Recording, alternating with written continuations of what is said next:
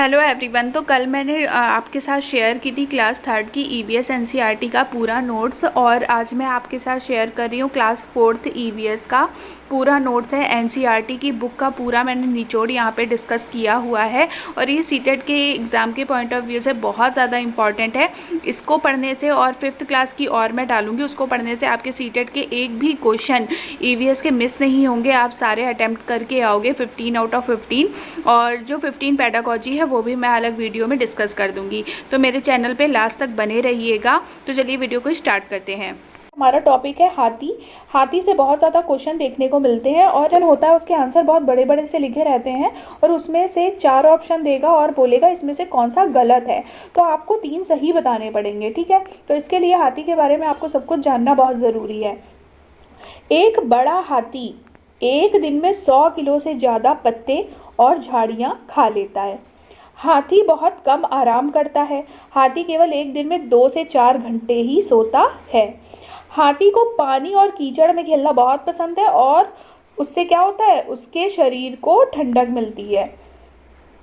हाथी के कान पंखे जैसे होते हैं, और गर्मी लगने पर हाथी अपने कान हिलाकर हवा करता है। ये जो पॉइंट है ना, ये सत्य असत्य में ही क्वेश्चन पूछता है हाथी वाला, ठीक है। हाथी के बारे में ऐसे दे देगा, हाथी के बारे में कौन सा कथन गलत है, और 4 या 5 ऑप्शन दे देगा, आपको उसमें से गलत चूज करना है। तो आपको ना ये पॉइंट आपको पता होना चाहिए, तभी आप उसमें से गलत और सही चूज कर सकते हो, ठीक है।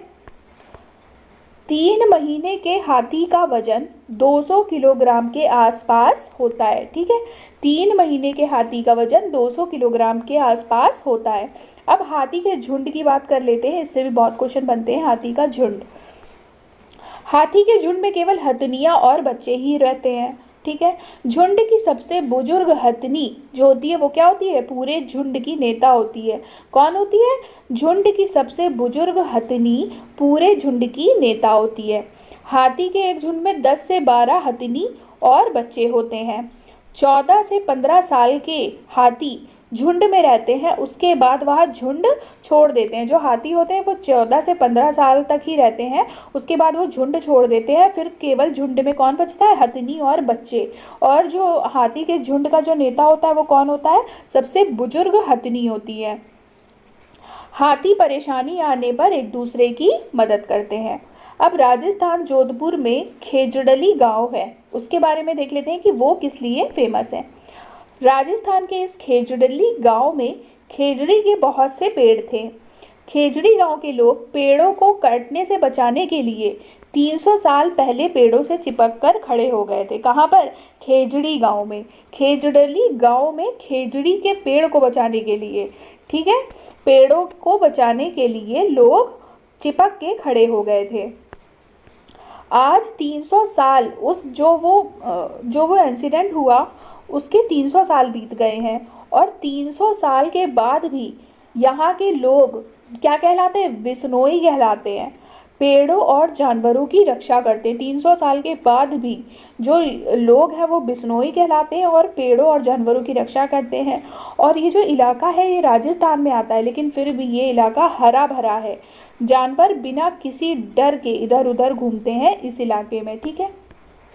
अब बात करते हैं खेजड़ी पेड़ के बारे में। खेजड़ी पेड़ किस लिए प्रसिद्ध है, तो यह पेड़ रेगिस्तानी इलाकों में खूब पाया जाता है, और इसे ज़्यादा पानी की ज़रूरत नहीं होती। इस पेड़ की छाल दवा के काम आती है, और इसकी लकड़ी में कभी कीड़ा नहीं लगता। खेजड़ी लकड़ी में कभी कीड़ा नहीं लगता, और इसे ज़्यादा पानी की ज़रूरत नहीं होती, और इसकी छाल दवा के काम आती है। पेड़ की फलियां सब्जी के काम आती हैं।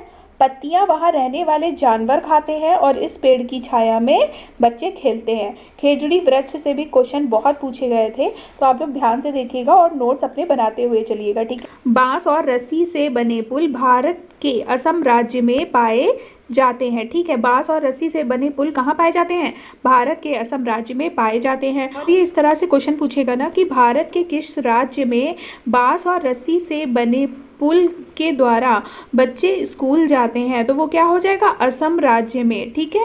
असम राज्य में बच्चे बांस और रस्सी से बने पुल से स्कूल आना जाना करते हैं। क्यों करते हैं, क्योंकि असम राज्य में बहुत अधिक बारिश होती है, और कभी कभी घुटनों तक पानी भर जाता है, ठीक है। नेक्स्ट है ट्रॉली। यह एक लकड़ी से बना हुआ झूला है। क्या है यह? लकड़ी से बना हुआ झूला है जो लोहे की रस्सी पर लगी होती है और पुली की मदद से ये रस्सी पर सरकता है। 4-5 बच्चे एक साथ इसमें बैठ सकते हैं। तो पेपर में पूछ सकता है ट्रॉली क्या है? ट्रॉली क्या है? एक लकड़ी से बना हुआ झूला है। ठीक है। नेक्स्ट है सीमेंट का पुल। सीमेंट का पुल, यह सीमेंट ईंटों तथा लोहे के सरियों से बना होता है। नेक्स्ट है वल्लम। वल्लम बहुत ज़्यादा इम्पॉर्टेंट है, बहुत ज़्यादा क्वेश्चन पूछा जाता है कि वल्लम क्या है।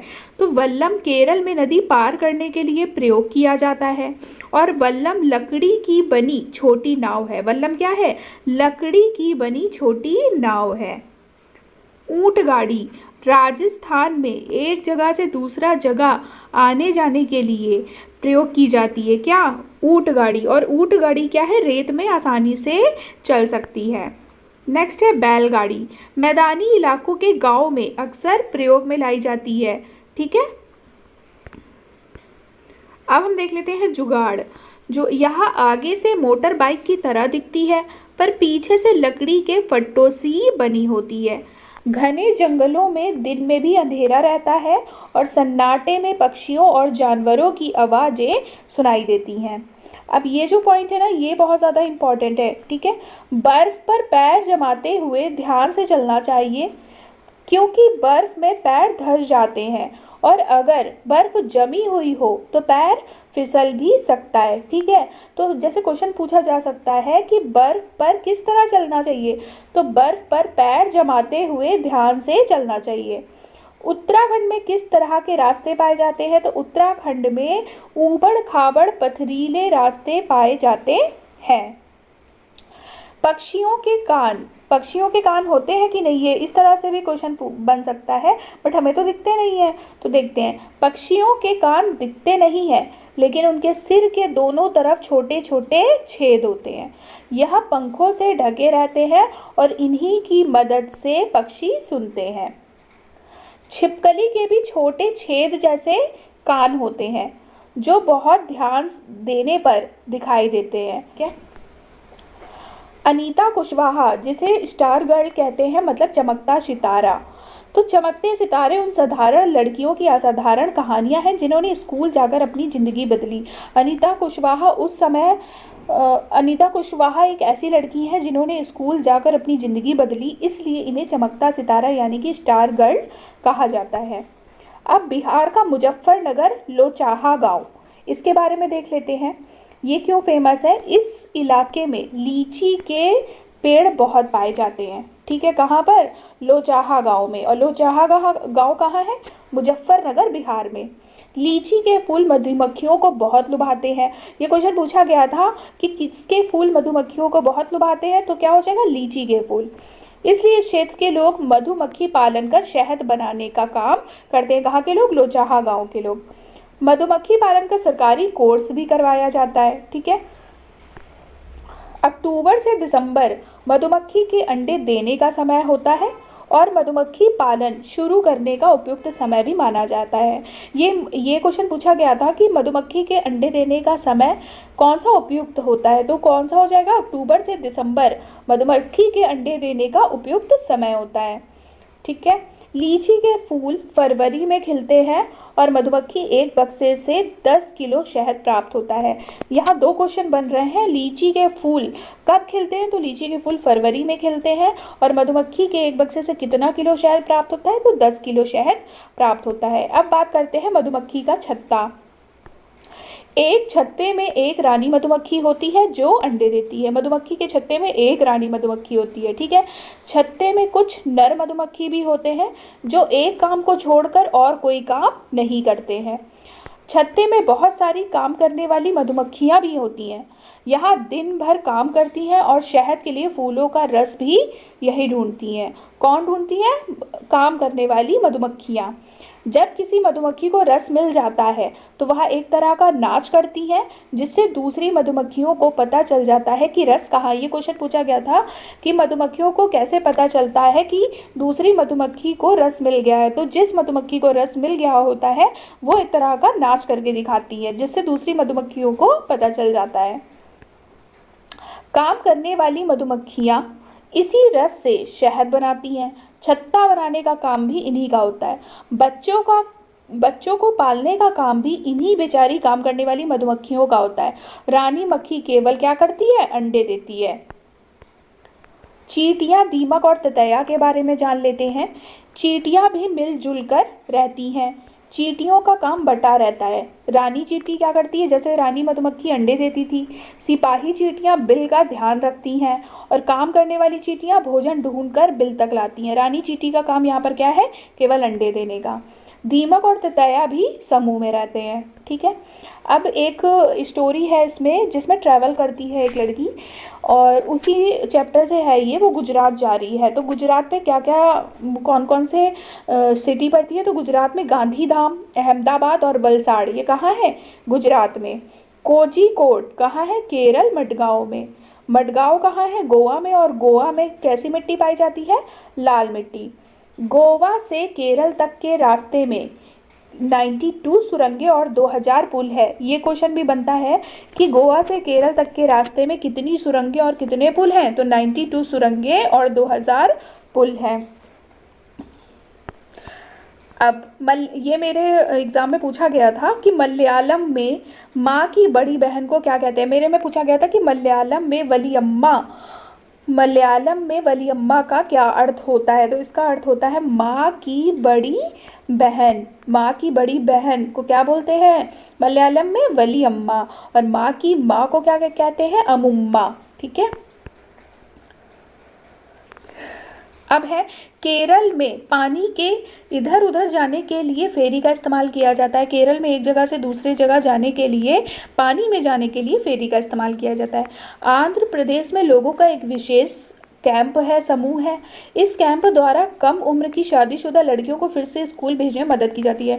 अब इसमें क्वेश्चन कैसे बन सकता है कि किस राज्य में ऐसा विशेष कैंप लगता है जहां पर कम उम्र की शादीशुदा लड़कियों को फिर से स्कूल भेजने में मदद की जाती है? तो हो जाएगा आंध्र प्रदेश में। ठीक है, अब ये भी पूछ सकता है कि कौन सी आवाज़ें किस खेल में निकाली जाती हैं। तो छेड़ गुड्डू, हुतुतु, हाडुडू, छू किटकिट, कबड्डी कबड्डी आदि आवाज़ें निकाली जाती हैं किसमें? कबड्डी खेल में। अब हम बात करेंगे कर्णम मल्लेश्वरी की, जो कि बहुत ज़्यादा इंपॉर्टेंट टॉपिक है। तो बात करते हैं कर्णम मल्लेश्वरी कहाँ की है, क्या है और इन्होंने कितने कितने मेडल जीते हैं। ठीक है, तो कर्णम मल्लेश्वरी आंध्र प्रदेश की रहने वाली है और ये कौन है? ये एक वेट लिफ्टर है और अब यह 130 किलोग्राम तक वजन उठा लेती हैं। कौन? कर्णम मल्लेश्वरी।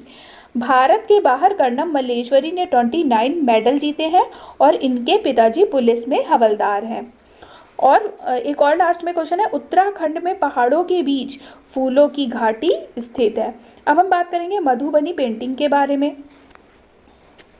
बिहार में मधुबनी नाम का जिला है। ठीक है, मधुबनी नाम का जिला है बिहार में। त्योहारों एवं खुशी के मौके पर वहाँ घर की दीवारों और आंगन में एक तरह के चित्र बनाए जाते हैं। उसी को क्या बोला जाता है? मधुबनी पेंटिंग। और ये जो चित्र है पिसे हुए चावल के घोल में रंग मिलाकर बनाया जाता है। एक बार ये क्वेश्चन पूछा गया था कि मधु पेंटिंग को बनाने में, रंग को तैयार करने में किसका घोल मिलाया जाता है? तो क्या हो जाएगा? चावल के घोल मिलाया जाता है रंग बनाने के लिए। ठीक है, और इन रंगों को बनाने के लिए नील, हल्दी, फूल, पेड़ों के रंग आदि का इस्तेमाल किया जाता है। और किस किस के चित्र बनाए जाते हैं? तो चित्र बनाए जाते हैं इंसानों के, जानवर के, पेड़, फूल, पक्षी, मछली आदि जंतुओं के चित्र बनाए जाते हैं किसमें? मधुबनी पेंटिंग में। और ये जो मधुबनी पेंटिंग है वो बनाई जाती थी बिहार के मधुबनी में, इसलिए इसका नाम पड़ गया मधुबनी पेंटिंग। अब ये भी पूछा जाता है कि किसकी सब्जी कहाँ पर फेमस है? तो कचनार के फूलों की सब्जी कहाँ फेमस है? उत्तर प्रदेश में। केले की फूलों की सब्जी कहाँ फेमस है?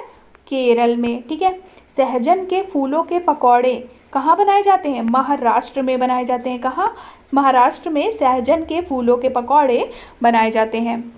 गुलदावरी जीनिया से रंग भी बनाए जाते हैं, उन रंगों से कपड़ों को रंगा जाता है। अब जैसे क्वेश्चन पूछ सकता है कपड़ों को रंगने के लिए किसके रंग का प्रयोग किया जाता है, तो गुलदावरी जीनिया से बने रंगों का प्रयोग किया जाता है कपड़ों को रंगने के लिए। ठीक है। अब उत्तर प्रदेश का कन्नौज जिला किसके लिए फेमस है, इत्र के लिए फेमस है। और इस जिले में क्या क्या बनता है, फूलों से इत्र, गुलाब जल और केवड़ा तैयार किया जाता है। कहाँ पर, उत्तर प्रदेश के कन्नौज में। नेक्स्ट है डेरी गाजी खाना कहाँ है, पाकिस्तान में है। मिट्टी में गोबर मिलाने से मिट्टी में क्या नहीं लगता, मिट्टी में गोबर मिलाने से मिट्टी में कीड़ा नहीं लगता। मतलब कि अगर हम गोबर को खाद के रूप में बनाए तो मिट्टी में कभी भी कीड़ा नहीं लगेगा और उससे फसलें खराब नहीं होंगी। लकड़ी को दीमक से बचाने के लिए नीम व कीकर की लकड़ियां फ्रेम पर बिछा दी जाती हैं। तो ऐसा क्वेश्चन बन सकता है कि लकड़ी को दीमक से बचाने के लिए क्या किया जाता है, नीम व कीकर की लकड़ियां फ्रेम पर बिछा दी जाती हैं। सोहना गांव कहाँ पर है, हरियाणा में है। और सोहना से दिल्ली जाने में रास्ते में क्या पड़ता है, गुड़गांव मिलता है। पानी को साफ करने का सबसे अच्छा तरीका है पानी को उबाल लेना। ऐसे क्वेश्चन भी एग्जाम में पूछे जाते हैं। अब है बेलवनिका गांव। बेलवनिका गांव जो कि कर्नाटक में है और ये किस लिए फेमस है ये भी देख लेते हैं। बेलवनिका गांव में जुलाई के महीने में प्याज उगाने का काम शुरू होता है। कब, जुलाई के महीने में, मतलब कि अभी प्याज उगाने का काम शुरू होता है। खूंटी के मदद से खेत की मिट्टी को नरम किया जाता है। ये इस तरह के क्वेश्चन बहुत इंपॉर्टेंट है कि खेत की मिट्टी को नरम कैसे किया जाता है, खूंटी के मदद से नरम किया जाता है। और ये भी पूछा गया था कि कर्नाटक में हल को क्या कहते हैं, तो कर्नाटक में हल को कुरिगे कहते हैं। क्या कहते हैं, हल को कुरिगे कहते हैं। कुछ पौधे बिना बोए खेतों में अपने आप ही उग जाती हैं, उन्हें क्या कहते हैं, ऐसे क्वेश्चन पूछा गया था। तो उन्हें क्या कहते हैं, खरपतवार कहते हैं। खरपतवार को खेतों से निकालना बहुत ज़रूरी होता है, नहीं तो सारा खाद पानी खरपतवार ही ले लेते हैं और फसल कम होती है। जो खरपतवार होती है ना, आपने देखा होगा कि हम जो फसल उगाते हैं उसके बीच बीच में थोड़ी सी घास जैसी उग जाती है, तो वो खरपतवार होती है। तो अगर हमने खरपतवार को नहीं उखाड़ा तो वो क्या करती हैं, जो भी हम फसलों के लिए खाद और पानी डालते हैं तो वो खुद ले लेती हैं, फसलों को उतना खाद और पानी नहीं मिल पाता। तो इसलिए खरपतवार को उखाड़ना बहुत ज़्यादा ज़रूरी होता है। अगर प्याज को समय से ना खोदा जाए तो वो क्या होंगे, ज़मीन के अंदर ही सड़ जाएगा। कर्नाटक में हसिया को क्या कहते हैं, कर्नाटक में हसिया को इलगे कहते हैं। और हल को क्या बोला गया था, हल को बोला गया था कुरिगे और हसिया को बोला गया है इलगे। अब गिज्जू भाई बधेका के बारे में देख लेते हैं। गिज्जू भाई बधेका गुजरात में रहते थे और वह बच्चों के लिए मज़ेदार किस्से, कहानियां और पत्र लिखा करते थे। जैसे क्वेश्चन पूछ लिया, गिज्जू भाई बधेका बच्चों के लिए क्या करते थे, तो मज़ेदार किस्से और कहानियाँ और पत्र लिखा करते थे। अब हम बात करेंगे कलचिड़ी मतलब इंडियन रॉबिन के बारे में। इंडियन रॉबिन के घोंसले में पौधों की नाजुक टहनी, जड़ें, ऊन, बाल, रुई सब बिछा होता है। ऐसे बहुत क्वेश्चन पूछते हैं कि ये चिड़िया अपना घोंसला किस तरह से बनाती है, अपने घोंसले में क्या क्या यूज़ करती है और कौन सी चिड़िया अपने बच्चे को कैसे पालती है। इस तरह के क्वेश्चन बहुत पूछे जाते हैं ईवीएस में। ठीक है। कलचिड़ी के घोंसले में पौधों की नाजुक टहनी, जड़ें, ऊन, बाल, रुई सब बिछा होता है। कलचिड़ी की चोंच अंदर से लाल होती है। कलचिड़ी क्या खाती है, छोटे छोटे कीड़े खाती है। कौवे के घोंसले में लोहे के तार और लकड़ी की शाखाएं होती हैं। कौवे के घोंसले में क्या होता है, लोहे की तार और लकड़ी की शाखाएं। कोयल अपना घोंसला नहीं बनाती है। कोयल कौवे के घोंसले में अंडे देती है। ऐसा क्वेश्चन पूछा गया था कि कौन सी चिड़िया है वो कौवे के घोंसले में अंडे देती है, तो क्या हो जाएगा उसका राइट आंसर, कोयल। कौवा अपने अंडों के साथ कोयल के अंडे को भी पालता है। ऐसे भी क्वेश्चन पूछा गया था कि कौन अपने अंडों के साथ कोयल के अंडे को भी पालता है, तो हो जाएगा कौवा। कभी कभी कोयल कौवे के अंडे को फेंक देती है और अपने अंडे को रख देती है। बहुत स्मार्ट है भैया कोयल तो। कौवा पेड़ की ऊंची डाल पर, अब जैसे ये भी पूछा जाता है कौन सा पक्षी कहाँ घोंसला बनाता है, तो जो होगा कौवा पेड़ की ऊंची डाल पर घोंसला बनाता है। फाख्ता कहाँ बनाती है, कैक्टस के कांटों के बीच या मेहंदी के पेड़ में घोंसला बनाती है, मतलब कांटों के बीच में फाख्ता घोंसला बनाती है। गौरैया कहाँ बनाती है, अलमारी के ऊपर आईने के पीछे भी घोंसला बना लेती है गौरैया। कबूतर कहाँ बनाता है, पुराने मकान या खंडहर में घोंसला बनाता है। बसंत गौरी के बारे में जान लेते हैं। बसंत गौरी यहाँ गर्मियों में पेड़ों में टुक टुक करते रहते हैं और पेड़ के तने में गहरा छेद बनाकर उसमें अंडे रखते हैं। ठीक है, जैसे पूछ लेगा पेड़ के तने में गहरा छेद बनाकर कौन अंडे रखता है, तो हो जाएगा बसंत गौरी। और पेड़ों में कौन गर्मियों में टुक टुक करता रहता है, तो बसंत गौरी। दर्जन चिड़िया, दर्जन चिड़िया बहुत अच्छा है, अपनी नुकीली चोंच से पत्तों को सिल करके और उसके बीज की बनी थैली को अंडे देने के लिए तैयार करता है। दर्जन चिड़िया, इसलिए इसे दर्जी चिड़िया बोला गया है कि वो पत्तों को सिल करके उसमें घोंसला बनाकर उसमें अपने अंडे देता है। ठीक है।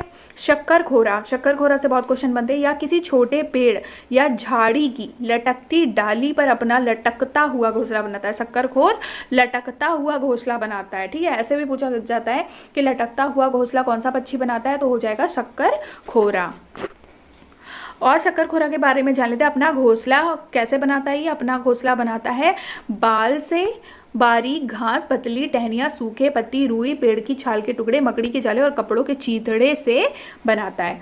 नर वीवर पक्षी क्या करते हैं, अपने अपने घोंसले बनाते हैं। फिर जो मादा वीवर पक्षी होती है वो उनमें से एक घोंसले को चूज करती है जो उसे पसंद आता है और वो उसमें जाके अंडे देती है। ठीक है।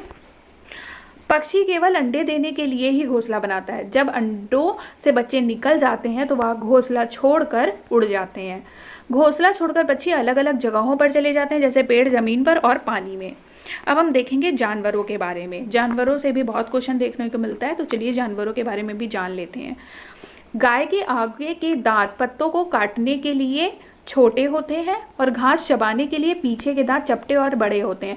जैसे पूछा जाता है कि पत्तों को काटने के लिए गाय के कौन से दांत इस्तेमाल होते हैं, तो गाय के आगे के दांत पत्तों को काटने के लिए होते हैं। और घास चबाने के लिए गाय के कौन से दांत इस्तेमाल होते हैं, तो घास चबाने के लिए पीछे के दांत चपटे और बड़े होते हैं। बिल्ली के दांत कैसे होते हैं, बिल्ली के दांत नोकीले होते हैं जो मांस को फाड़ने और काटने के काम आते हैं। सांप के दांत कैसे होते हैं, सांप के दांत तो नुकीले होते हैं लेकिन वह अपने शिकार को क्या करता है, चबा कर नहीं खाता बल्कि निगल कर खाता है। अब देखते हैं गिलहरी के दांत। गिलहरी के दांत क्या होते हैं, हमेशा बढ़ते रहते हैं क्योंकि गिलहरी के दांत काटने और कुतरने के कारण हमेशा घिसते रहते हैं। जैसे पूछ सकता है कौन सा ऐसा जंतु है जिसके दांत हमेशा बढ़ते रहते हैं, तो हमारा राइट आंसर क्या हो जाएगा, गिलहरी के दांत। ठीक है। पर्यावरण शिक्षा केंद्र कहाँ पर है, अहमदाबाद में है। गंदा पानी पीने से क्या होता है, दस्त और हैजा हो सकता है। दस्त या उल्टी में शरीर का बहुत सारा पानी निकल जाता है, इसलिए पानी की कमी को पूरी करने के लिए थोड़ी थोड़ी देर में पानी पीते रहना चाहिए। जैसे ये क्वेश्चन पूछा जा सकता है, दस्त या उल्टी आ रही हो तो हमें क्या करना चाहिए, हमें क्या करना चाहिए, पानी की कमी को पूरा करने के लिए थोड़ी थोड़ी देर में पानी पीते रहना चाहिए। होलगुंडी गांव कहाँ पर है, होलगुंडी गांव है कर्नाटक में। बच्चों की पंचायत कहाँ पर है, भीमा संघ होलगुंडी गांव में है। ये भी एक लेसन है इसमें क्लास 4 की एनसीईआरटी में। ठीक है। नलमड्डा कहाँ पर है, आंध्र प्रदेश में है। बाजार गांव कहाँ है, महाराष्ट्र में। घास की जड़ें, घास की जड़ें के बारे में देख लेते हैं, बहुत क्वेश्चन पूछा जाता है। घास की जड़ें बहुत मजबूत होती हैं, इन्हें खुरपी से खोदकर ही निकाला जा सकता है। घास का पौधा जितना जमीन के ऊपर होता है ना, उससे कहीं ज़्यादा जमीन के अंदर होता है। अब देखते हैं हम बरगद के पेड़ के बारे में। बरगद की पेड़ की लटकन उसकी जड़ें होती हैं। जो बरगद से आपने देखा होगा, बरगद जिसने भी देखा होगा नीचे लटकता हुआ आता है, हम सोचते हैं ये लटकन है उसकी, बट लटकन नहीं, वो उसकी क्या होती है, जड़ें होती हैं। वे टहनियों से निकलती हैं। ठीक है, वह टहनियों से निकलती हैं और बढ़ते बढ़ते जमीन के अंदर चली जाती हैं। बरगद की लटकन वाली जड़ें मजबूत खंभों की तरह, जो जड़ें निकलती हैं लटकती हुई बरगद की, वो क्या करती हैं, पेड़ को सहारा देती हैं। आप कोई हरा, और ये भी बहुत इंपॉर्टेंट है, जैसे आप कोई हरा पेड़ नहीं काट सकते, ठीक है, भले ही आपने क्यों ना लगाया हो, पेड़ काटना एक अपराध है। और अगर आप कोई पेड़ काटना चाहते हो तो आपको सरकारी दफ्तर से उसके लिए परमिशन लेनी पड़ती है। अब हम देखेंगे रेगिस्तानी ओक पेड़ के बारे में। रेगिस्तानी ओक पेड़ ऑस्ट्रेलिया कहाँ पाया जाता है, रेगिस्तानी ओक पेड़, रेगिस्तानी ओक पेड़ ऑस्ट्रेलिया के रेगिस्तान में पाया जाता है और इसकी ऊंचाई 11 से 12 फीट होती है और पत्तियां बहुत ही कम होती हैं। इस रेगिस्तानी ओक पेड़ की जड़ें 200 से 300 फीट की गहराई तक जाती हैं, जब तक कि वे पानी तक ना पहुंच जाए। ये पूछा गया था कि कौन सा ऐसा पेड़ है जिसकी जड़ें तब तक चलती जाती हैं जब तक कि वो पानी तक ना पहुंच जाए, तो इसका राइट आंसर हो जाएगा रेगिस्तानी ओक पेड़ की जड़ें। ठीक है। रेगिस्तानी ओक पेड़ के तने में पानी जमा होता रहता है। जब कभी इस इलाके में पानी की कमी होती है तो वहाँ के लोग क्या करते हैं, इसके तने के अंदर पतला पाइप डालकर पानी निकाल लेते हैं। अब हम देखते हैं बिहू का त्यौहार। बिहू का त्यौहार कहाँ मनाया जाता है और क्यों मनाया जाता है, इसके बारे में भी जानकारी देख लेते हैं। बिहू का त्यौहार असम में मनाया जाता है और क्यों मनाया जाता है, चावल की नई फसल के कटने पर मनाया जाता है। भेला घर, भेला घर क्या होता है, असम में घास और बांस से बना घर को भेला घर बोलते हैं। बिहू से पिछले दिन की शाम को क्या बोलते हैं, उरुका। जैसे क्वेश्चन पूछा जा सकता है कि उरुका क्या है, तो बिहू से पिछले दिन की शाम उरुका कहलाती है। बोरा व चेवा, बोरा व चेवा क्या है, चावल के दो प्रकार है। क्या है, चावल के दो प्रकार हैं जो पकने के बाद चिपचिपे हो जाते हैं, इसे असम में खाया जाता है। ये वेरी वेरी इंपॉर्टेंट है, मैं बता रही हूँ आप लोगों को। चेवा चावल, कढ़ाई को आग में रखकर उसमें पानी उबालेंगे और भीगे हुए चावल से भरी हुई कढ़ाई इस पर रख देंगे तथा उसे केले के पत्तों से ढक देंगे। थोड़ी देर बाद चेवा चावल खाने के लिए तैयार है। कभी कभी ना रेसिपी भी पूछ लेता है, एक बार इसने रोटी बनाने की भी रेसिपी पूछी थी एग्जाम में, तो इस तरह का भी आप पॉइंट देखते हुए एग्जाम में जाइएगा। असम में चाय के साथ पीठा दिया जाता है। असम में चाय के साथ क्या दिया जाता है, पीठा दिया जाता है। और पीठा क्या होता है, पीठा क्या होता है, बना हुआ केक है जो भारत के असम, उड़ीसा और पश्चिम बंगाल में ज़्यादा खाया जाता है। पीठा कहाँ कहाँ ज़्यादा खाया जाता है, असम, उड़ीसा और पश्चिम बंगाल में। बिहू त्यौहार में औरतें किस कलर के वस्त्र पहनती हैं, तो बिहू त्यौहार में औरतें पीले रंग के वस्त्र पहनती हैं। औरतें पीले रंग के वस्त्र पहनती हैं और लड़कियां रंग बिरंगी मेखला चादर पहनती हैं। जैसे पूछ लेगा बिहू त्यौहार में औरतें किस कलर के कपड़े पहनती हैं, तो पीले। लड़कियां किस क्या पहनती हैं, तो रंग बिरंगी मेखला चादर पहनती हैं। भात शुक्तो, भात शुक्तो क्या होता है, भात शुक्तो होता है चावल और रसे वाली सब्जी। अब पोचमपल्ली, पोचमपल्ली बहुत पूछा जाता है। पोचमपल्ली जो क्या है, पोचमपल्ली जिला है आंध्र प्रदेश का। इस जिले के अधिकतर लोग बुनकर हैं, अतः इस बुनाई को पोचमपल्ली के नाम से जाना जाता है। पोचमपल्ली जिला जो है ना वो आंध्र प्रदेश में है और पोचमपल्ली में लोग क्या करते थे, ज़्यादातर बुनाई करते थे। तो इनकी बुनाई की जो ये बुनाई करते थे ना उसी को पोचमपल्ली नाम दे दिया गया। ठीक है, और देखते हैं क्या क्या चीज़ें फेमस है। तो कुल्लू की शाल फेमस है, मधुबनी पेंटिंग जो कि बिहार में है वो फेमस है, असम की सिल्क फेमस है और कश्मीरी कढ़ाई फेमस है। ठीक है, मलयालम में पिता का छोटा भाई को क्या बोला जाता है, मलयालम में चिट्टियप्पन बोला जाता है पिता का छोटा भाई। कजुम्मा बोला जाता है पिता के छोटे भाई की पत्नी को। ठीक है, केरल में क्या है, मसालों का बगीचा है। क्वेश्चन पूछा जा सकता है कि पहली महिला जिन्होंने पूरी परेड की कमान संभाली तो वो कौन थी, लेफ्टिनेंट कमांडर वहीदा प्रिज्म थी। ठीक है, धन्ना मंडी गांव कहाँ पर है, राजौरी जम्मू कश्मीर में है। जब परेड होती है तो पीछे कितनी टुकड़ियाँ चलती हैं, 4 टुकड़ियाँ चलती हैं और पूरी परेड में कितने निर्देश दिए जाते हैं, 36 निर्देश दिए जाते हैं। और स्किप्टो पुल क्या है, पूछ लेगा स्किप्टो पुल क्या है, तो ये क्या है, लद्दाख का एक गाँव है। अब लद्दाख के बारे में जान लेते हैं। लद्दाख में माँ को क्या बोला जाता है, आमाले, पिता को क्या बोला जाता है, आबाले और बाबा को मेमेले। तो ये था पूरी एनसीईआरटी का निचोड़। एनसीईआरटी 4th क्लास का निचोड़ है और उम्मीद है आपको वीडियो पसंद आई होगी। पसंद आई है तो लाइक शेयर एंड सब्सक्राइब जरूर कर दीजिएगा चैनल को। Thank you so much.